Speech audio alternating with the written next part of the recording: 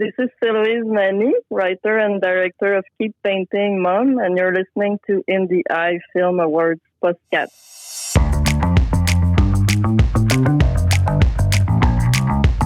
You are now listening to the IndieEye Film Awards podcast. Welcome to the IndieEye Film Awards podcast. I'm Matt. And I'm Dre. And we are here for the April 2022 IndieEye Film Awards online monthly festival. That's a lot. Where we will talk about our submissions and our winners and some submissions, some other things. And this is our monthly check-in of our indie wellness for all of our IndieEye, our independent, I can't speak, our indie filmmaking community out there, which is wide and vast. And we talk about animation, documentaries, web series, horrors, comedies, your short films, your feature-length films, your short docs, your feature-length docs. And, we've got that fanfic category, and we're just not getting anything in there. Yeah. And I miss that. Those are typically very fun. Yes. Because they're not going to be like Hollywood quality, but you go into it knowing that they're going to be so fun because they got a lot of heart behind them. And, you're just looking for a good time. Well, I guess I just tipped off anybody who's made some fanfic stuff recently. Submissions are wide open. Yeah. For fanfic, so send them in. We're not seeing any. Yeah. If it's decent, you'll probably be a winner. Okay. Winners are not guaranteed. So, hi, Dre. How are you? Hey, what's up? It is, it's almost 4 p.m. on Friday, April 29th. Yeah. This is probably the closest we've ever come to missing an IndieEye recording deadline. Well, our self-imposed deadline. I mean, hey, what are you going to do? You could take no legal action against us. No. So we do this all for you. But we've always been either on time or ahead of schedule. And this week, it's like got close. I still have to work extra hours into the night so that this podcast can come out tomorrow morning. And I get to go sit on my chair and watch murder shows and do my thing. And so while we're up here on the cross, to tell you how much we do for you. No, it's just been crazy work, and I'm doing YouTube videos like crazy for other channels. Yeah, you got extra stuff on your plate right now. Shout out to Irene from Girl Talks Fish and Zenzo from Tazawa Tanks, who was a short doc winner last month. And if you didn't go and listen to his interview, his full-length feature interview, which is an IndieEye bonus episode from last month, that's pretty interesting about being a YouTuber, making his short film, and his very interesting job. So I would recommend anyone who hasn't listened to it, go check it out. And for full disclosure, and I announced this at the end of that interview, but I am now Zenzo's editor for his YouTube channel, which is Tazawa Tanks. So we have videos that come out every Saturday now, but I'm also editing for Girl Talks Fish. So go ahead and smash those subscribe buttons. Oh yeah, leave a comment below. And I had actual regular work videos to make this week, like crazy emergency quickness. Yeah. And we've got this IndieEye thing, and you're doing all your stuff, and we almost missed this episode. We wouldn't have missed. No, we wouldn't have, but we had to we just had to kind of wrap up a bunch of other things before we could really settle into this. Yes. And our patience was rewarded with some wonderful entries. This is true. April, and I can't wait to talk about them. But first, I'm most excited about talking about what you're watching. What are you watching lately, Drew? Oh, come on. You know exactly what I'm watching. It's probably the same thing I've been watching for 3 Murder episodes. Investigations. Technically, Homicide Hunter. Okay. 9 seasons of Lieutenant Joe Kenda, who has solved nearly 400 homicides in Colorado Springs in the 70s, 80s, and 90s. And boy, those stories are fun. And where do you watch that on? Discovery Plus and Hulu, because Hulu doesn't have all the seasons. Well, and we're also, when we get a chance to watch TV together, you are watching Better Call Saul with me. Yes. And oh my God. So good. No spoilers, but oh my God. If you're not watching Better Call Saul, it is storytelling, I think, at its peak form that's ever been, from Marshall Adams, the DP. I mean, Peter Gold, Vince Gilligan, Thomas Schnauz, the writers, everybody involved, the directors they choose, the actors they use. I mean, it's just stunning and breathtaking storytelling. And now you listen to something extra, don't you? Yeah, thanks for bringing that up. Okay. I did want to plug... Because I think a lot of people would probably enjoy that if they don't already know about it. If you don't know, both Breaking Bad and Better Call Saul have insider podcasts. And I mean insider, not fans talking about it. It's... like Better Call Saul right now, the Better Call Saul Insider Podcast is hosted by Chris McCaleb, who's one of the editors for Better Call Saul. Very cool. And Kelly Dixon, who's also an editor. Actually, she just finished editing Obi-Wan. For you Star Wars fans, that's what she's been up to. But she was one of the editors throughout Breaking Bad.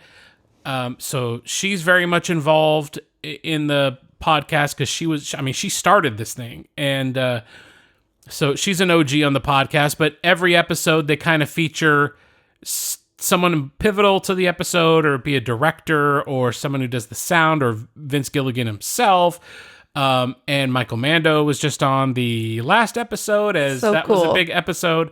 So yeah, shout out to Chris McCaleb and the Better Call Saul Insider podcast. Go check that out. It's absolutely riveting, because if you're in this filmmaking community, everything they say is like they're speaking your language.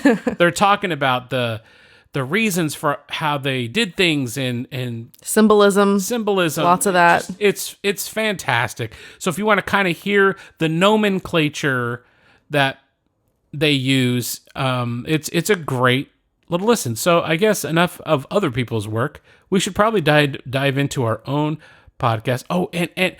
But I can't talk about what's on TV without mentioning that I'm dying to binge finish Ozark as soon as we're wrapped up with IndieEye. I will be watching all of Ozark, the rest of it, and I'm so sad that it's over. I hope they spin it into something else. I don't know. What do you think they could do? Well, it's tough to say without knowing how this all ends, but I don't know. I just don't want these things to be over. But that's what makes them beautiful. Yeah. You know? Like when things are finite, they're much more valuable, which in this podcast should be finite so that it becomes more valuable. Which so let's we've got to start talking about it at some point. Okay. All right. Here we go. As I start to talk about something that I am just an expert in, let me tell you, and that is women's soccer. There's nobody that knows more about women's soccer than me. Oh my God. Huge fan, all ages. When do they start? Like 2. And then they got some college and some pro levels. No. What? No. That's not you.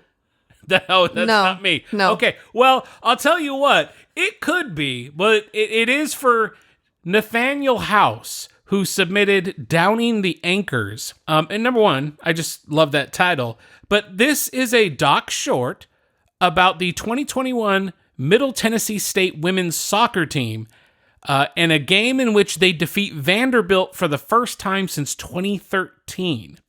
Now, I am a sucker for a sports doc, especially a sports doc short. Yes. And this is a great little David versus Goliath story. I love underdog stories.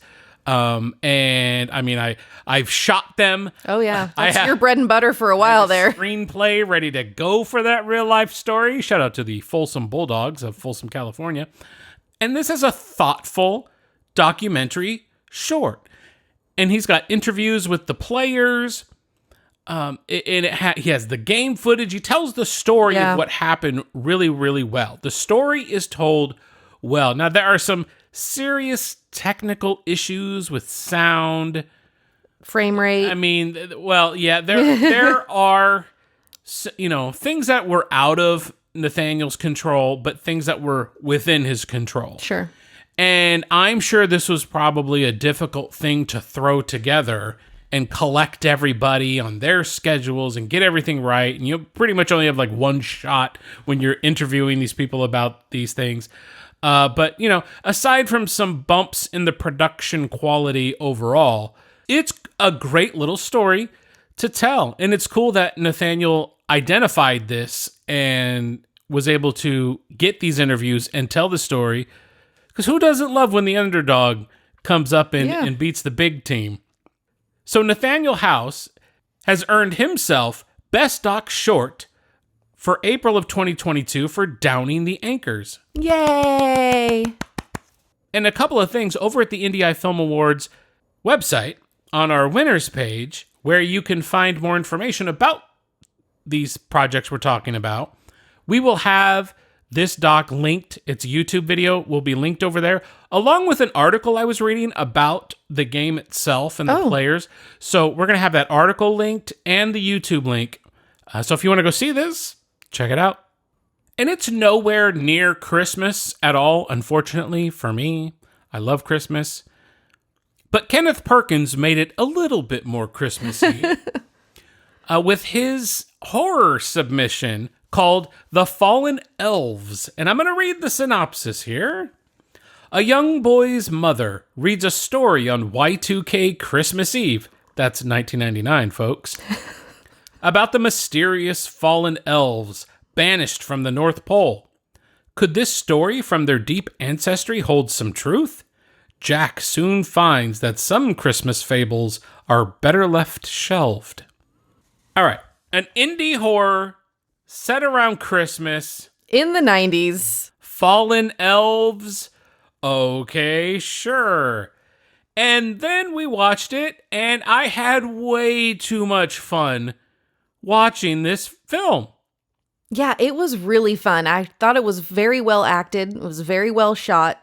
It felt like right in between super good cinematography and camcorder-ish. Like, it felt like there was a good medium there. Like, it was handheld and had some interesting angles, but definitely did not feel amateurish for sure. Well, I thought this was a great little indie horror short. And you got to keep in mind, there's no budget here. Right. And the mom was fantastically creepy throughout. I thought the monster, the fallen elf, looks great. I thought there were some solid practical effects with the elf. There's a bit of Krampus with a sprinkle of Village vibe I was kind of getting from the monster. And the props. Oh my gosh, I know. Were excellent. So good. Like the magazines, the game consoles, Kenneth clearly has a 90s archive. Yeah. And it was just used so well. The references to everything were a little on the nose for me. Like seeing things more than hearing you call it out a Game Boy would have been better. Like, we get it. So, but see, that's the thing for me with this is that a lot of the writing here for me was very much on the nose. I thought a lot of the editing was super clunky, but I was always engaged. Yeah. And I was never disinterested in what we were seeing. And at first I thought, oh no, they're going to show too much of the monster. I thought this is probably going to be better served if they don't show a lot. And they don't show a ton. Yeah, but enough. But when they do, it works totally fine. Yeah. I was in. I never once thought, oh, that's silly. So, very fun. It's a major accomplishment for Kenneth Perkins and this cast. It's a great idea. Love the premise.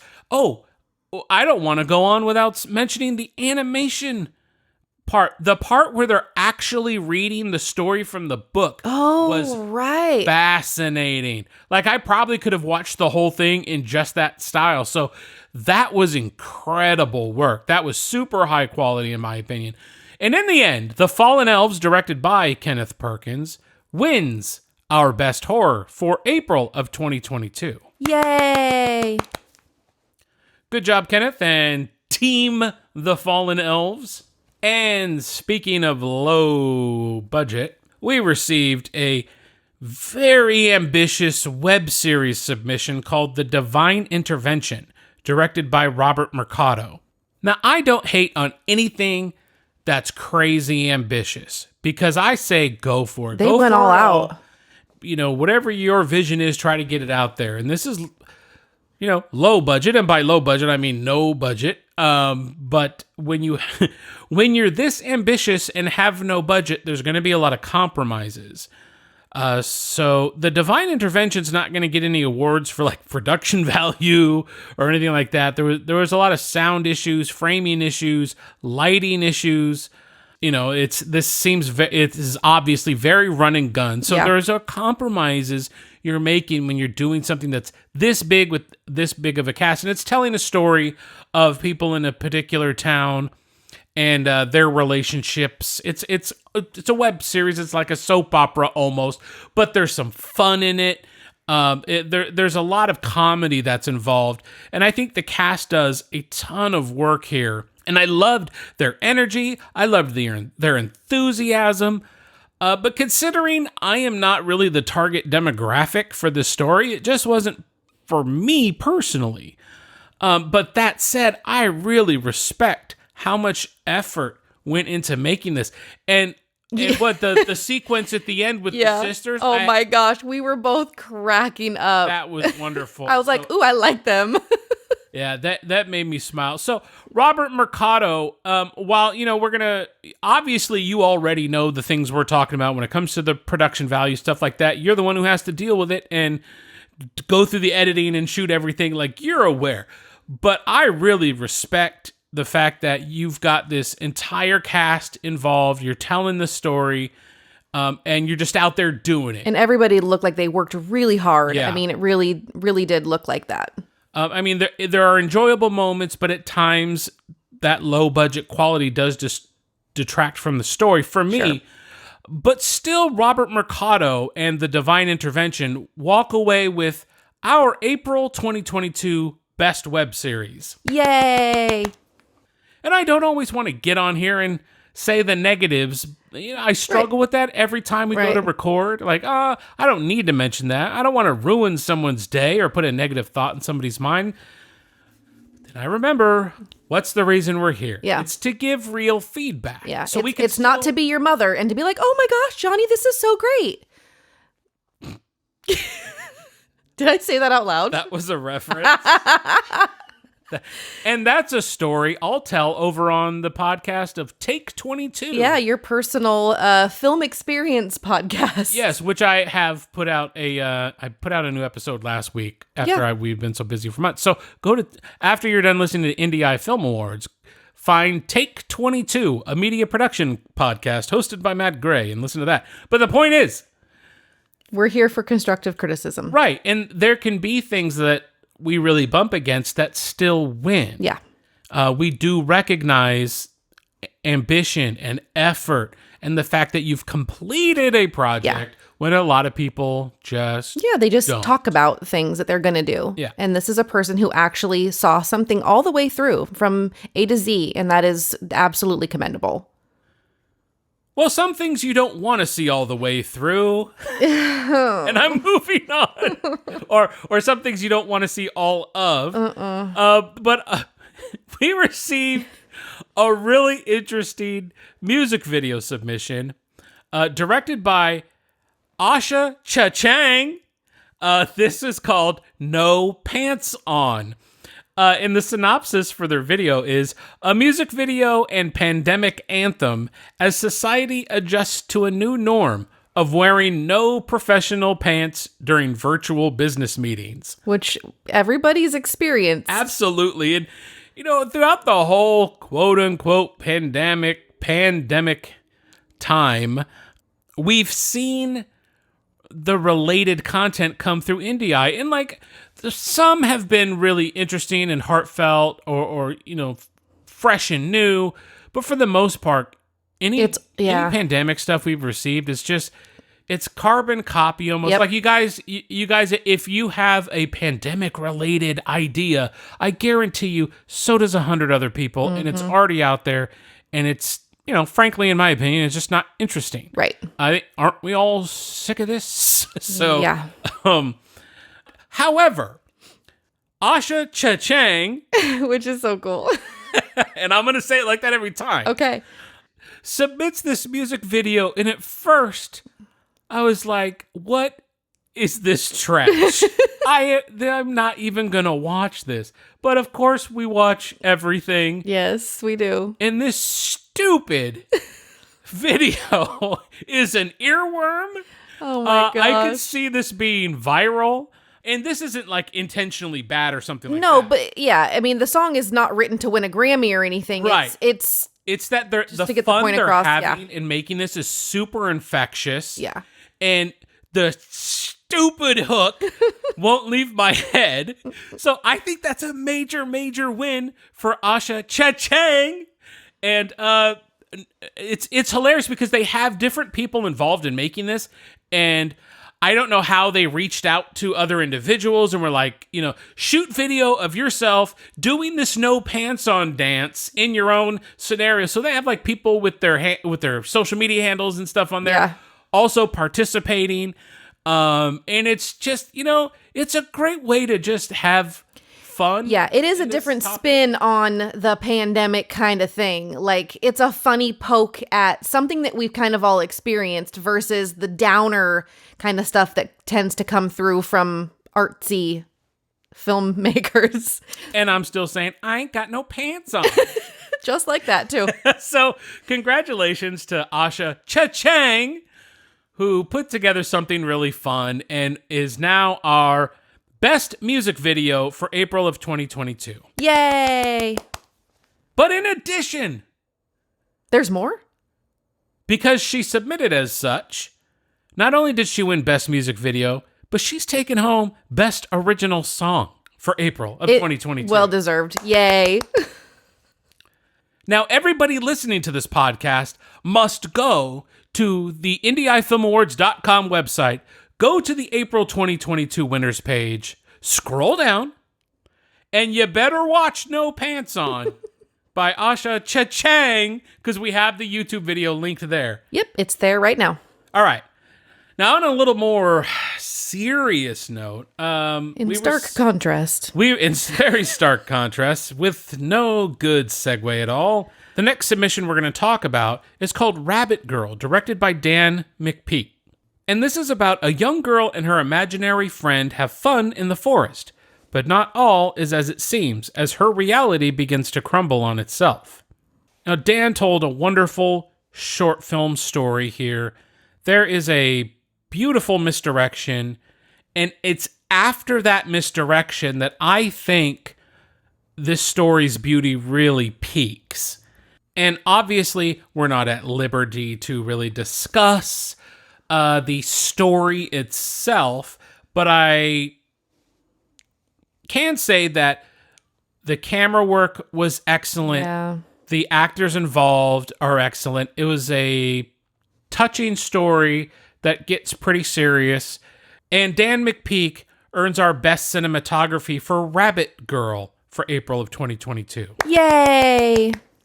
Well, speaking of wonderful cinematography, we had another submission called If I Could Ride, which was a narrative feature that is really the full package. It's the story about two teenage girls with totally different backgrounds. And see, here's another thing where I can't say much about the story, but what I want to say about the film itself is that it's gorgeous storytelling. It's the complete package. I think there is something that technically holds it back, but what were your thoughts? Yeah, no, I thought the girls did a really good job in their roles, for sure. I did think the cinematography was very good, but I agree a little bit about there was just a disconnect with the speed of some of the camera work versus the music and how it didn't feel like it fit. But other than that, I thought the cinematography was very well thought out, for sure, and it was beautifully shot. Well, I can agree that the intention of being beautifully shot was there. When things slow down, yes, it's well done. Because here were the issues I had with If I Could Ride, which is directed by Sean Welling. And Sean, this by no means is saying your film is bad or anything. We really enjoyed this film.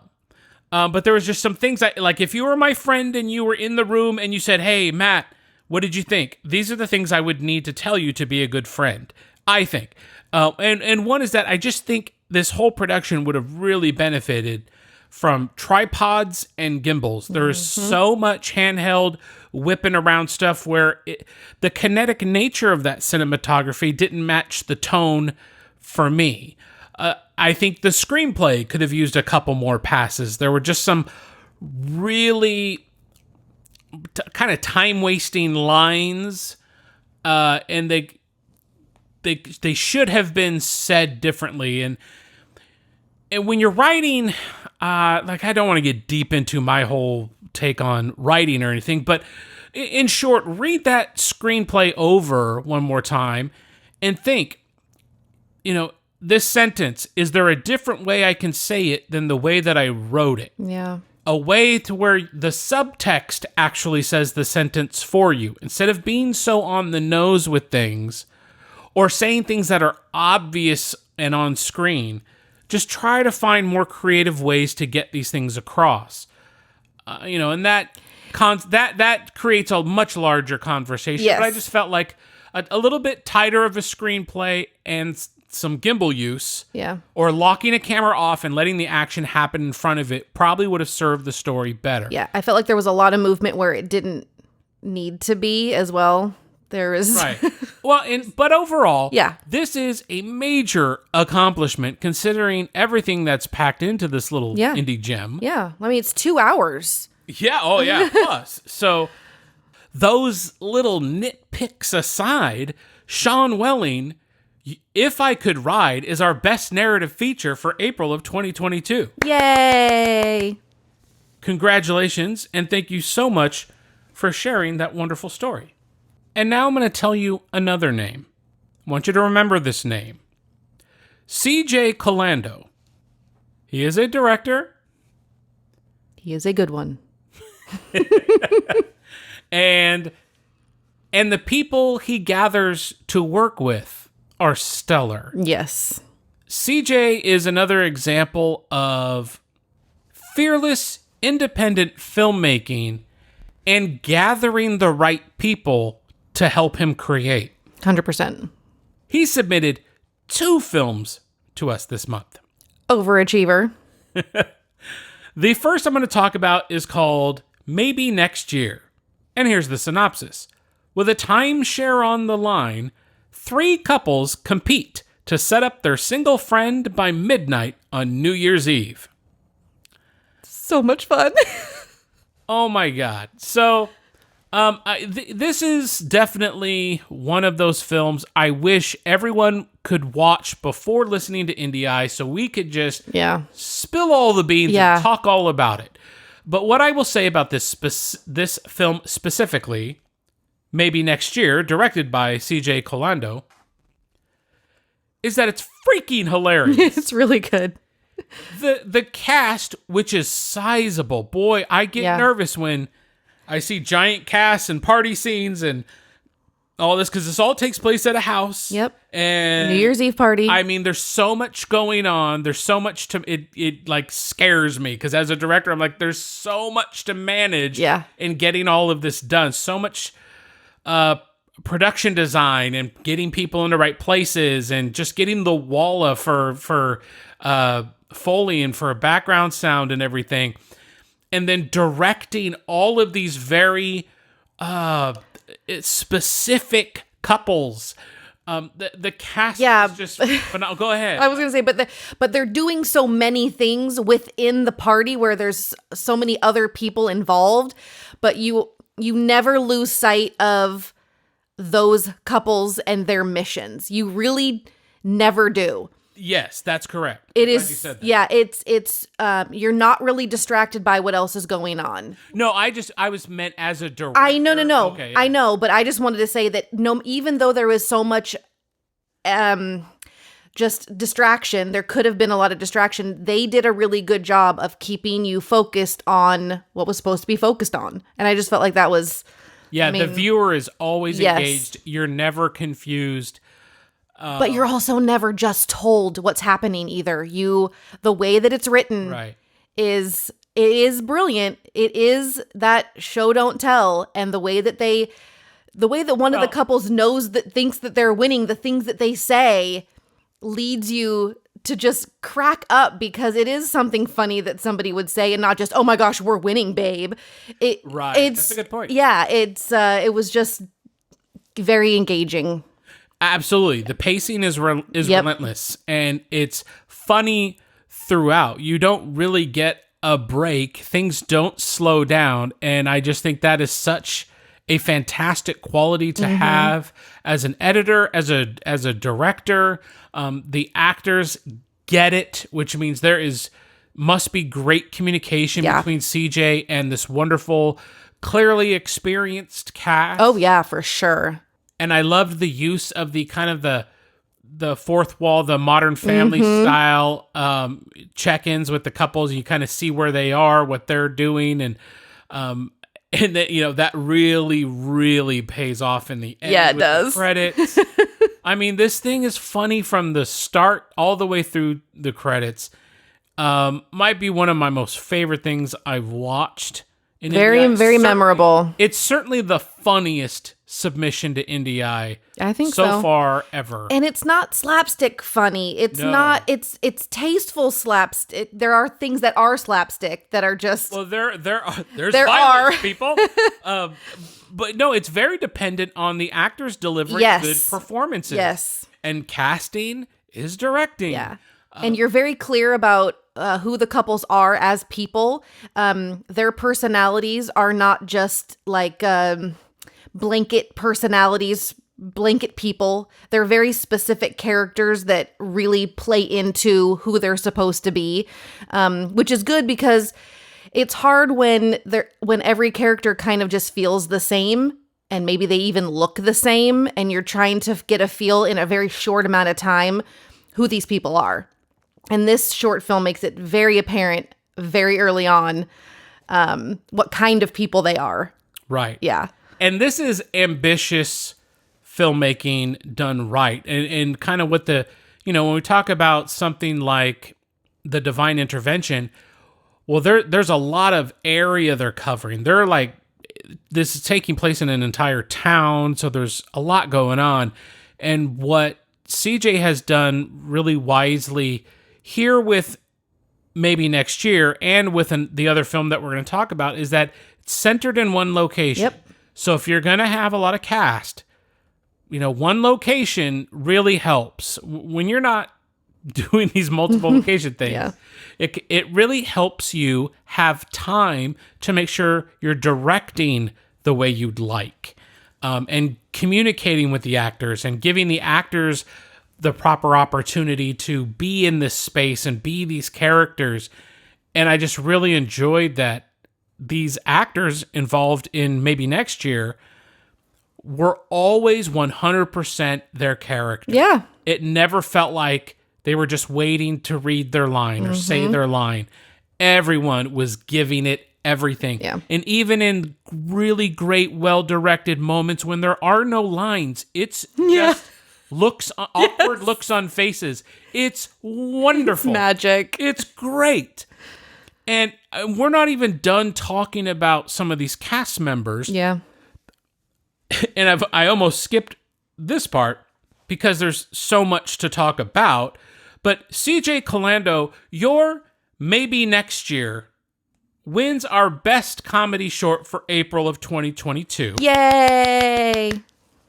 Maybe Next Year also earns our best ensemble cast for April of 2022. Yay! And we're not even done talking about CJ and his cast. He also submitted Temecula, which is a short film, with a synopsis that goes, when Serena invites her 3 best friends to her recently purchased countryside villa, questions are raised regarding how she acquired this newfound lifestyle. And while the cast for Temecula is much smaller, it's returning actors from Maybe Next Year. Yeah. So what a pleasant surprise to see these ladies that we loved so much in Maybe Next Year, also in Temecula, but also Gabriel Ramirez, who was just a standout in Maybe Next Year. A much, much smaller, less stated role in Temecula. Yeah. But he returns. I just think this group that CJ Calando is using is just fantastic. Yeah, they seem to work really well together. They're just, you never know what happens off screen, but on screen, it works really well. They all hate each other I know. on screen. But no, you don't want that. It certainly wouldn't come across that way. But so Temecula, smaller cast, much more intimate. Yeah. But it's still as relentlessly paced as Maybe Next Year. It is. And it's constantly, there are quips, there are comedic lines, there are questions being raised, there are scenarios playing out. Yeah, it kind of gives me, not on such a level, but it gives me the Very Bad Things vibe. Yeah. If anybody saw that. Right. But clearly not to that degree, but just kind of all the fumbling through what they were supposed to be trying to get accomplished in the movie. And something that stands out to me with CJ is he is extremely thoughtful about what's going on in the frame. And he seems to be someone who can, not just frame up the actors and have them speak. He's mindful about, can I put something behind them that's going on? Or, there's that type of thoughtfulness that you really need to achieve to be a good filmmaker and be an entertaining filmmaker. And he does that very well in Maybe Next Year. I was just going to say that. He does that very well in Temecula. And for me, Temecula serves as a fantastic proof of concept pitch. Like, I could see this actually being like a Netflix series. Like a Santa Clarita Diet sort of Netflix series where, this isn't a horror. I don't know yet, but, it seems like it could go off on a really dark path. It really does. And we only get teased. I know. So there must be something else in the pot. I don't know. What's going on? It felt like we're going to do more with this. So, the story in itself, fine. It was fun. It was entertaining. But I think it was that kind of a cliffhanger that was the exclamation point that makes you want to see more. What I do have to call CJ out on, though. I know. CJ, the sauna. That scene. Come on. Let's go over here. No one else is listening, just you and me. Over here in this corner. You just wanted to get them in the towels, didn't you? That was it? Cuz that scene served no other purpose. But I don't know. Maybe there was more to that and it was cut. I don't know. But okay, you know what? It broke up the scenery. Yeah. So and I guess as part of the story of she's got money. Sure. Is kind of like, what could we do in this house that is, kind of over the top. So I get it from that standpoint. Look, and as a guy, I'm not complaining. I'm just saying it stood out as a bit gratuitous. A little. For the thing. But what I feel great about in that I read in CJ's own bio, okay, and information about the film was that how collaborative these actors are with him. Cool. And I see that they're producers on these projects too. So while he's writing, he's very self-aware of that. He's writing these scripts that involve these girls talking.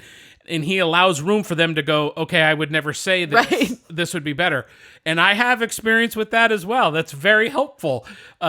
It's very difficult to write for the other gender and have it be authentic sometimes. Right. So it's nice to have those real people cross-checking you and giving their feedback, because these seem like ladies you can just trust. Yeah. They're good. Every single one of them are fantastic. They really were. And what a cheat code that is for CJ to have them working so closely with him to deliver these performances. So I say if that sauna scene happened, they were on board and approved it. And nothing, just so people know who aren't seeing this, nothing graphic happened. It's a little bit of a comedy bit that goes on, but it's just like 10 seconds of 4 ladies in a sauna that had nothing else to do with the film. So I was just kind of making fun of that bit for a minute. But CJ Calando has a style and a directing voice that I very much feel like I relate to. And I don't laugh out loud a lot LOL. when I watch things. Just because, not that I don't think things are funny. Right. But because I'm very comedy oriented in my mind, I'm just not always surprised. Even when I think something's funny. That's true. I'm like quiet, even though I think that's funny. I mean, I know like practically every sitcom by heart. So I see punchlines coming a mile away. And CJ made me laugh like from the gut, unexpectedly, several times in both Temecula and Maybe Next Year. And I just can't express enough appreciation for giving me that experience. Yeah, thanks for submitting for sure. I really enjoyed it. Another, I know we're kind of mixing in films here and we're talking about... Yeah, they're very different films. They do have a similar style, but it is... I'm mixing them up in my head just a smidge too. Yeah, and CJ did a good job submitting them to the appropriate categories. Yes, they are very different. I mean... It's ballsy. Let me submit 2 films to this film festival. Yeah. But he knew. He knew when he submitted them. Yeah, these are going to do all right. But another thing, here's what I found out after we saw these. Yeah. Okay, so there's no bias, nothing going on.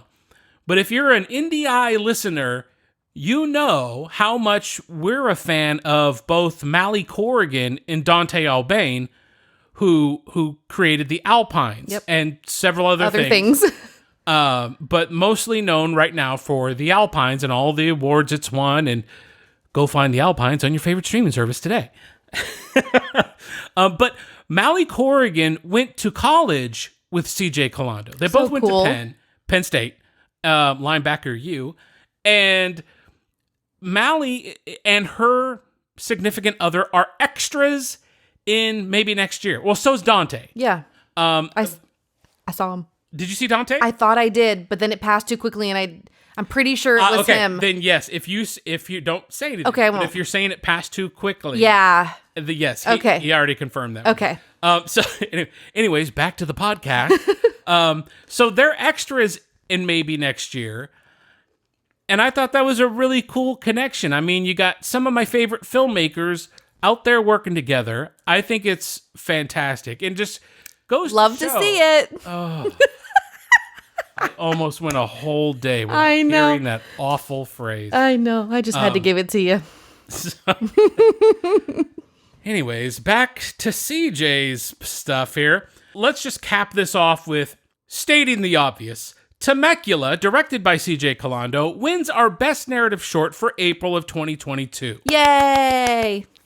But I'm still not finished because I wanted to call out kind of the key cast that carries over from Maybe Next Year to Temecula and just give kudos to Charlotte Casetta, Eden Elisegi, I hope I've said that right, and if I said that wrong, I'm sorry, Emily Shulmanovich, Gabriel Ramirez, as I've mentioned, but also Jenny Kennedy, who is a big standout for me in both films.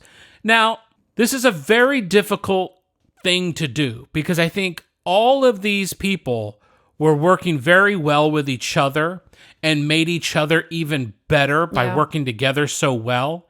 So it's challenging to call out one person when so many people are deserving of a specific award.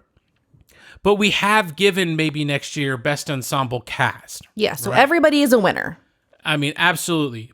I wanted to take this opportunity to give Jenny Kennedy our Best Actor Award of April of 2022. Yay! Now, while all of these people involved were stellar. I didn't see a weak link at all. Nope. But the two characters that Jenny played in both, she's playing separate characters, obviously, in separate films. But I enjoyed them both so much. And I just felt like if I had to pick one name, it might be her, just based on the characters she got to play. Yeah. So really, CJ Calando gets the credit here. But Jenny Kennedy was just very memorable. And these people that she's working with, I hope to see them all again in more of CJ's work, more of anything else. Yeah. I'll be following them. I was super impressed. They all seem to just have it.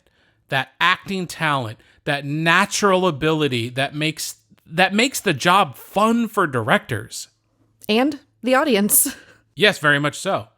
So congratulations to CJ, all of your cast, everybody on board who helped make these films. Thank you for submitting 2 films, winning those categories, winning awards for the cast you've chosen. Congratulations to everybody involved. And to round out this episode of IndieEye Film Awards, I have a couple of honorable mentions I want to talk about. And the first one is called Awkward Endeavors, and this was directed by Derek Fry. And here's the synopsis. Awkward Endeavors charts the intersecting lives of 3 lonely men as they struggle to close the gap between themselves and the rest of the world. Now, before we go on, there is a written review by DJ Ford up at IndieEyeFilmAwards.com under the reviews section. There is a review for Awkward Endeavors. You can go read that, get DJ's take. I haven't read it yet. Well, at least at the time of this recording, I haven't read it. But what did you think about Awkward Endeavors? It was a little, I guess you... Awkward. Okay, here's something that I have a problem with. I have a problem when there's this 3 lonely men as they struggle to close the gap between themselves and the rest of the world, and then that does not really come across on screen in a way that makes it feel as dramatic as that as that line does.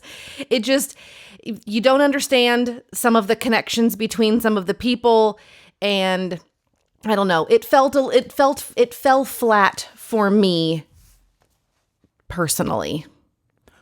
Right. And so, Derek, you just heard what your standard viewer is going to take away from Awkward Endeavors.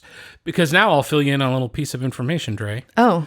This is actually a piece of a larger puzzle. It's a scene from a feature that Derek's been trying to get made. Really? So because of, circumstances over the last couple of years, they decided they're going to choose this one particular scene and shoot a short based on that scene, which is a fantastic idea. I think that's a great idea. I recommend so many people doing that. If you have, there's a short film existing in any screenplay you've written, take something you love from it and turn that into a short film, because every scene should have a beginning, a middle, and an end, so it should work as a short film in some way.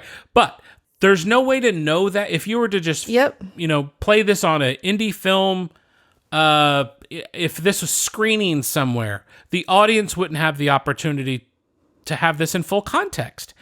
And there's a lot of potential in this short film, but it lacks that context of the overall story. So I really, truly hope they get to make a full feature and fill in these gaps, because I would love to see this in its proper context.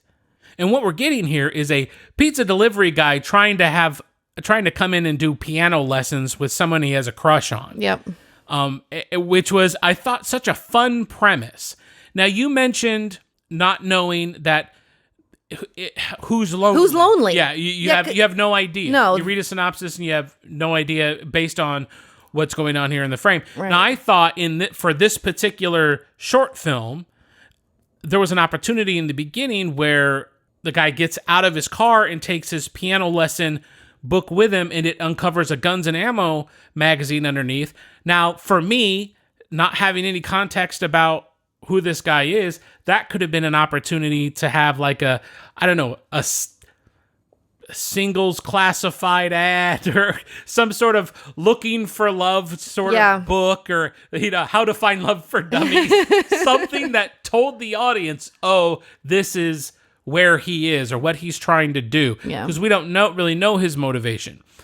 I can say that Derek's son, Desmond, is the piano protege we see.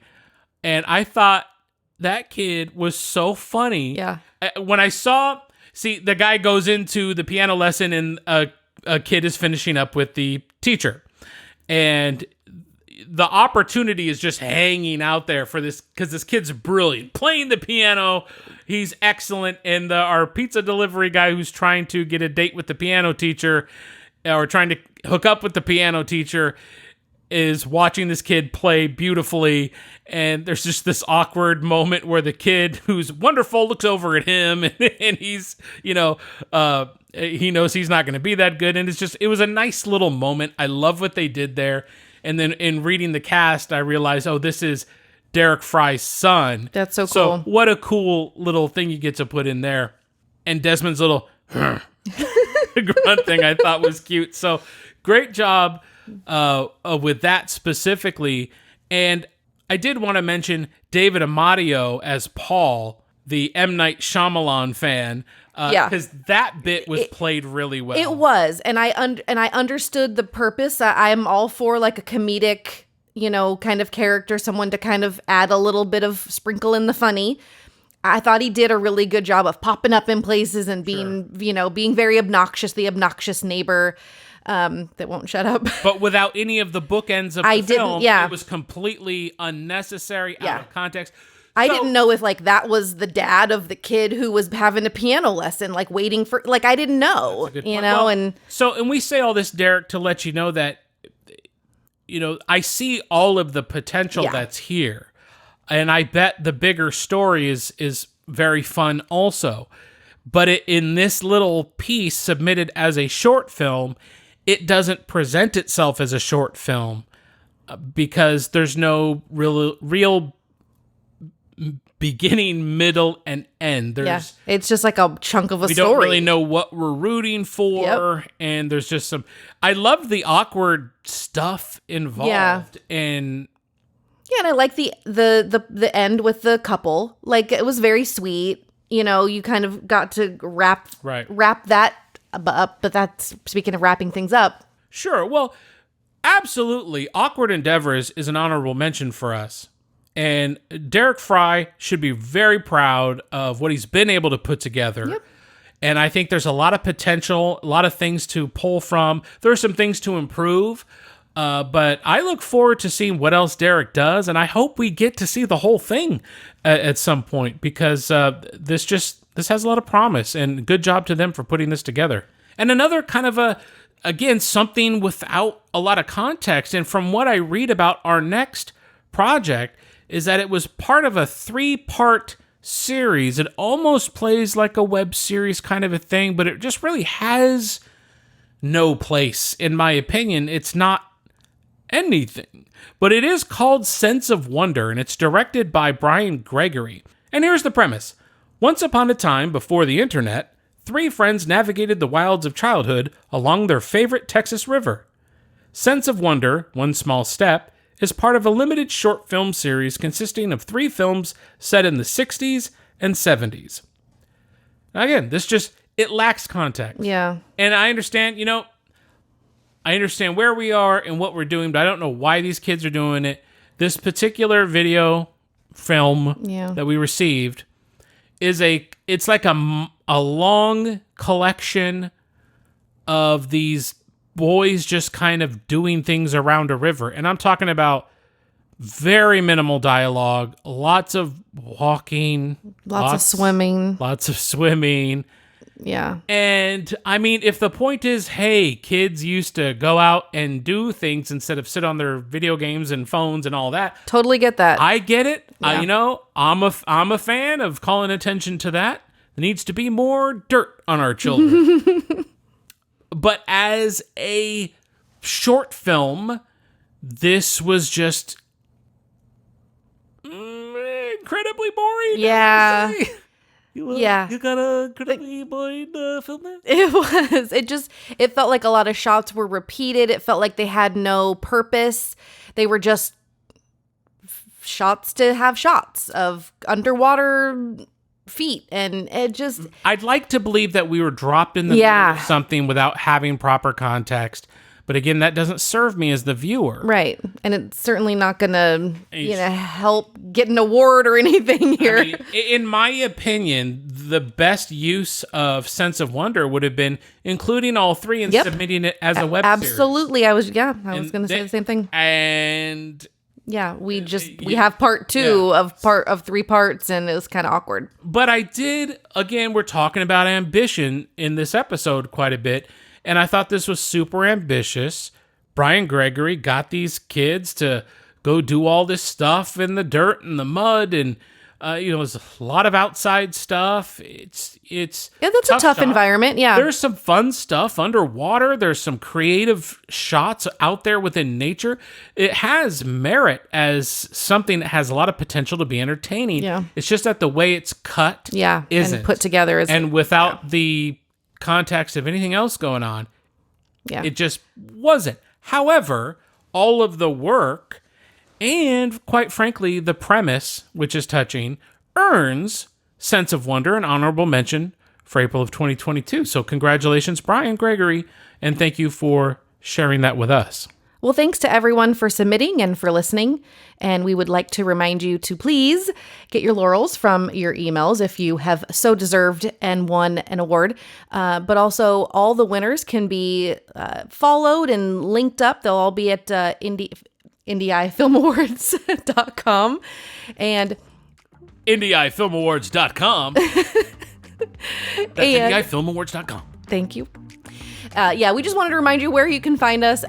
If you like listening via podcast, we love that. If you prefer listening and interacting with us, you can do that on YouTube, where you can comment and we can actually respond to you and have a dialogue there. So just be liking and subscribing, and we're just really appreciative of y'all being here. And I continue to be appreciative of the wonderful reviews we receive at Film Freeway. You guys are way too generous with the 5-star reviews and the kind things you say. It always motivates us and reminds us why we're here, and that the opportunity that we have to shine, whatever low wattage light we have on you or your project. It keeps us going, and it's very encouraging every time a review is left. So thank you all very much. And make sure you go to IndieEyeFilmAwards.com to the winners page for April of 2022 and go watch I Ain't Got No Pants On. No pants on. No pants on. All right. We'll see you guys next month. Bye. If you'd like your project discussed on the podcast, go to IndieEyeFilmAwards.com and submit to our open monthly competition. Find us on Instagram and YouTube. IndieEye Film Awards. Thanks for listening to this episode of IndieEye.